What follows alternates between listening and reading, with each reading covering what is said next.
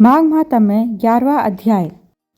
यमदूत कहने लगा कि हे वैश्य, मनुष्य को सदैव शालिग्राम की शिला में तथा वज्र या काटी चक्र में भगवान वासुदेव का पूजन करना चाहिए, क्योंकि सब पापों का नाश करने वाले, सब पुण्यों को देने वाले तथा मुक्ति प्रदान करने वाले भगवान विष्णु का इसमें निवास होता है।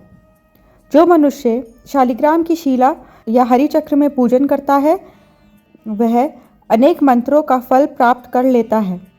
जो फल देवताओं को निर्गुण ब्रह्मा की उपासना में मिलता है, वह फल मनुष्य को भगवान शालिग्राम का पूजन करने से यमलोक को नहीं देखने देता। भगवान को लक्ष्मी जी के पास अथवा वैकुंठ में इतना आनंद नहीं आता जितना शालिग्राम की शिला या चक्र में निवास करने में आता है। स्वर्ण कमल युक्त करोड़ों शिवलिंग के पूजन से इतना फल नहीं मिलता जितना एक दिन शालिग्राम के पूजन से मिलता है। भक्ति पूर्वक शालिग्राम का पूजन करने से विष्णु लोक में वास करके मनुष्य चक्रवर्ती होता है। काम, क्रोध, लोभ, मोह, अहंकार से युक्त होकर भी मनुष्य शालिग्राम का पूजन करने से वैकुंठ में प्रवेश करता है। जो सदैव शालिग्राम का पूजन करते हैं, वह प्रलय काल तक स्वर्ग में वास करते हैं। जो दीक्षा, नियम और मंत्रों से चक्र में बलि देता है, वह निश्चय करके विष्णुलोक को प्राप्त होता है। जो शालिग्राम के जल से अपने शरीर का अभिषेक करता है, वह मानो संपूर्ण तीर्थों में स्नान करता है। गंगा, रेवा, गोदावरी सबका जल शालिग्राम में वास करता है।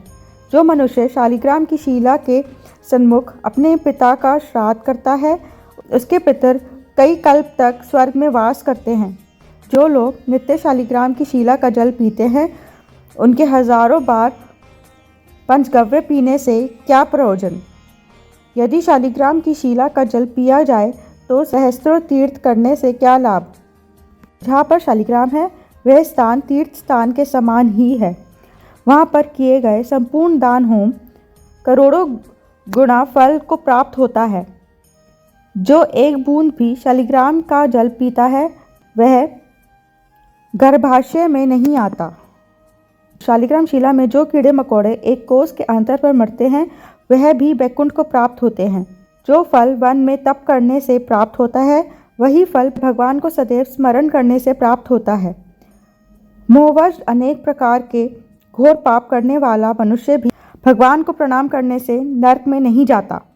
संसार में जितने तीर्थ या पुण्य स्थान हैं, भगवान के केवल नाम मात्र के कारण से प्राप्त हो जाते हैं।